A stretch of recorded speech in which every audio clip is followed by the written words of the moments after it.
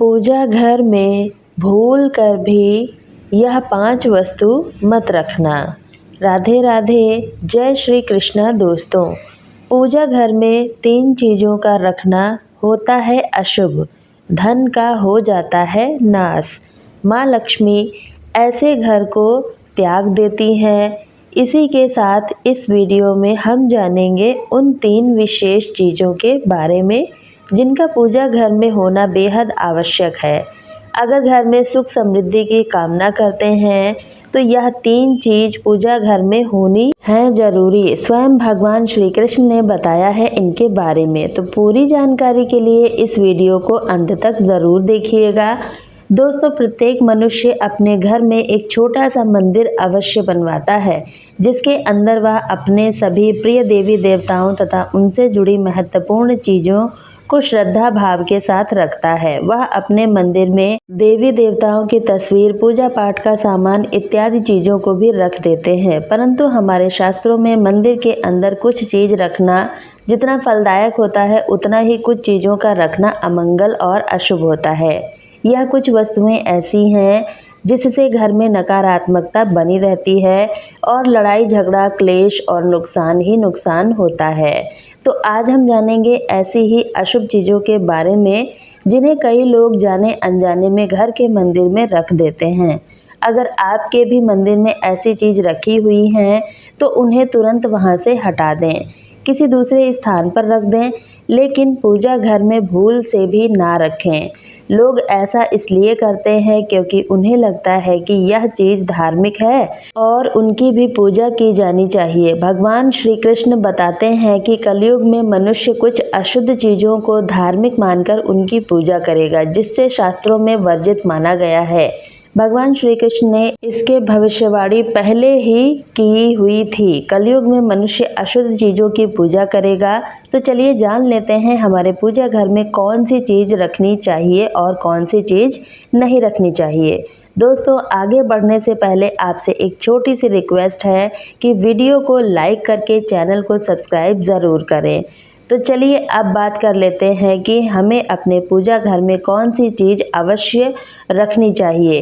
दोस्तों, सबसे पहली बात दीपक और धूपदान। दोस्तों, भारत की परंपरा मिट्टी से जुड़ी हुई है, इसलिए मंदिर में पारंपरिक मिट्टी का दीपक अवश्य होना चाहिए। अगर आप मिट्टी का दीपक नहीं रख सकते हैं तो 2 धातु के दीपक का उपयोग करें। अगर भगवान में आपकी आस्था ज़्यादा हो तो आप उपला रखकर गुड़ और घी का धूप भी दे सकती हैं। ऐसा करने से घर में सुख समृद्धि बनी रहती है। नंबर 2, दूसरी चीज़ है स्वास्तिक। घर के मंदिर में स्वास्तिक अवश्य होना चाहिए। या तो आप इसे रोली से बना लें, क्योंकि स्वास्तिक आपके घर की शक्ति, सौभाग्य, समृद्धि और सुविधा का प्रतीक माना जाता है। यही मुख्य कारण है कि कोई भी शुभ कार्य करने से पहले स्वास्तिक का चिन्ह अवश्य बनाया जाता है। नंबर 3, तीसरी चीज़ है कलश। भगवान श्री कृष्ण कहते हैं कलश सुख और समृद्धि का प्रतीक है। अपने मंदिर में रोली कुमकुम से स्वास्तिक बनाकर उस पर यह मंगल कलश अवश्य रखें। ऐसा करने से घर में सदैव समृद्धि बनी रहती है और ऐश्वर्य की प्राप्ति होती है।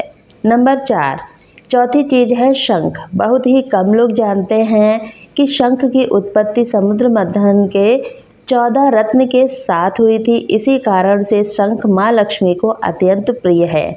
शंख की ध्वनि से सकारात्मक ऊर्जा का भी संचार होता है, इसलिए मंदिर में शंख अवश्य होना चाहिए। शंख की घर में उपस्थिति से माँ लक्ष्मी भी प्रसन्न होती हैं और उस घर में कभी भी धन की कमी महसूस नहीं होती। नंबर 5, घंटी। आपने घंटी मंदिर में अवश्य देखी होगी, क्योंकि घंटी को शुभ माना जाता है। इसलिए जिस घर के मंदिर में घंटी की आवाज़ होती है वहाँ का वातावरण शुद्ध और पवित्र बनता है। जिस घर में पूजा के दौरान घंटी बजाई जाती है उस घर के आसपास के सभी नकारात्मक शक्तियाँ दूर हो जाती हैं। घंटी की आवाज़ होती है, वहाँ का वातावरण शुद्ध और पवित्र बनता है। जिस घर में पूजा के दौरान घंटी बजाई जाती है उस घर के आसपास की सभी शक्तियाँ दूर हो जाती हैं जो नकारात्मक होती हैं, और साथ ही सुख समृद्धि के द्वार खुलने लगते हैं। तो दोस्तों, यह है वह वस्तु जिन्हें घर के मंदिर में ज़रूर रखना चाहिए। लेकिन अब जान लेते हैं कि घर के मंदिर में कौन सी चीज़ कभी नहीं रखनी चाहिए। नंबर 1, गणेश जी की विषम संख्या में मूर्ति। दोस्तों, पूजा घर में कभी भी गणेश जी की मूर्ति 1 अथवा 3, 5 ऐसी विषम संख्या में ना रखें। अपने मंदिर में गणेश जी के केवल 2 मूर्तियां रखें। इसे शुभ माना जाता है। अगर आप अपने मंगल की कामना करते हैं तो गणेश जी की मूर्ति मुख्य द्वार पर अंदर की तरफ मुख करके लगा दें। कई लोग यह गलती करते हैं कि मुख्य द्वार पर गणेश जी की मूर्ति बाहर की ओर मुख करके लगा देते हैं, जिससे उन्हें काफ़ी नुकसान का सामना करना पड़ता है। अगर आप चाहें तो मुख्य द्वार के दोनों तरफ लगा दें या फिर मुख्य द्वार के अंदर की ओर लगाएं, लेकिन खाली बाहर की ओर कभी भी नहीं लगाना चाहिए। नंबर 2, टूटे हुए चावल अपने मंदिर में कभी भी ना रखें। इसके साथ ही पुराने चढ़ाए हुए चावल अधिक समय तक ना रखें। यह नकारात्मक ऊर्जा फैलाते हैं। यह बात भी ध्यान रखें कि आप मंदिर में रखने वाले चावल का इस्तेमाल हल्दी में भिगोकर ही करें। इससे अधिक शुभ परिणाम मिलते हैं। नंबर 3, पूर्वजों की तस्वीर अगर आपके घर के मंदिर में है तो उसे तुरंत वहां से हटा दें, क्योंकि वास्तुशास्त्र में पूजा घर में मृत परिजनों की तस्वीर रखना अशुभ माना जाता है। इससे अशुभ परिणाम प्राप्त होते हैं। मृतक परिजन पूजनीय और सामान्य जरूर हैं, किंतु उनके स्थान देवी देवताओं के बराबर नहीं है।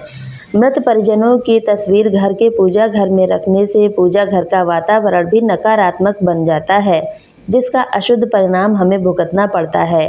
कई लोग साधु संतों की मूर्तियां अथवा साधु संतों के तस्वीर भी पूजा घर में रख देते हैं, लेकिन ऐसा करना भी अशुभ माना जाता है।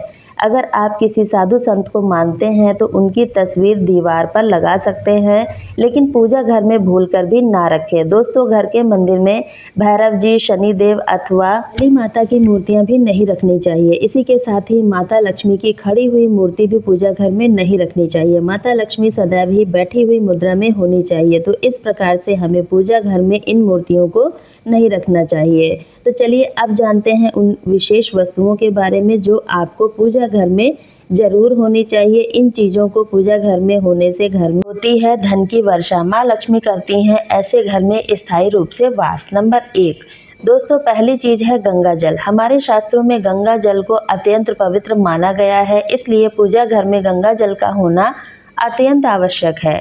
गंगा नदी सभी पापों को नष्ट करने वाली तथा सभी व्याधियों को नाश करने वाली है। इसलिए अगर आपके पूजा घर में एक तांबे के छोटे से पात्र में आप गंगा जल भरकर रखते हैं तो इससे आपकी पूजा घर की शुद्धता बनी रहेगी और आपको आपकी पूजा का संपूर्ण फल प्राप्त होगा। नंबर 2, दोस्तों, दूसरी चीज है कलश।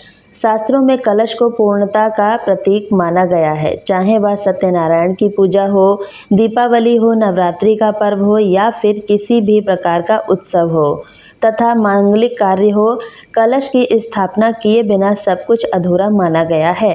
पूजा घर में कलश का उपयोग देवताओं का आवाहन करने के लिए किया जाता है। ईश्वर के सामने तांबे के कलश में पानी भरकर रखना इतना शुभ होता है कि अगर हम अपनी रोज़ की पूजा करते समय भगवान के सामने तांबे के कलश में पानी भरकर रखें तो उसका चमत्कारी प्रभाव हमें अवश्य देखने को मिलता है। इसलिए मुख्य रूप से तांबे के कलश का उपयोग करें।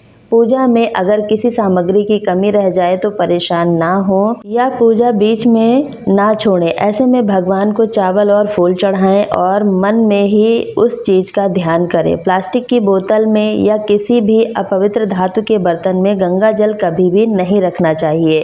अपवित्र धातु यानी कि एल्युमिनियम और लोहे से बने बर्तन, गंगा जल तांबे के बर्तन में रखना शुभ रहता है।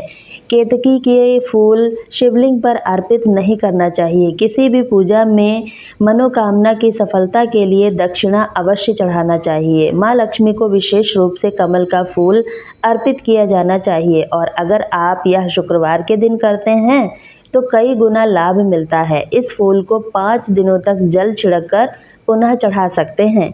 हमेशा इस बात का ध्यान रखें कि कभी भी दीपक से दीपक नहीं जलाना चाहिए। दोस्तों, शास्त्रों के अनुसार जो व्यक्ति दीपक से दीपक जलाते हैं वह रोगी होते हैं। घर के मंदिर में सुबह और शाम को दीपक अवश्य जलाएं। एक दीपक घी का और एक दीपक तेल का जलाना चाहिए। पूजा घर में दीपक सही जगह रखना चाहिए। घी का दीपक हमेशा दाएं तरफ और तेल का दीपक हमेशा बाईं तरफ रखें। जल पात्र, घंटा, धूपदानी जैसी चीज़ें हमेशा बाईं तरफ रखनी चाहिए। तो दोस्तों, आज के लिए बस इतना ही। उम्मीद है आपको आज की जानकारी अच्छी लगी होगी। वीडियो अच्छी लगी है तो लाइक करके चैनल को सब्सक्राइब ज़रूर करें, ताकि मेरी अगली वीडियो का नोटिफिकेशन आपके पास सबसे पहले पहुंचे। राधे राधे, जय श्री कृष्णा दोस्तों। और हाँ दोस्तों, आप इस वीडियो को कहाँ से देख रहे हैं कमेंट करके ज़रूर बताइएगा, ताकि मुझे भी पता चल सके मेरी वीडियो कहाँ कहाँ से देखी जा रही है।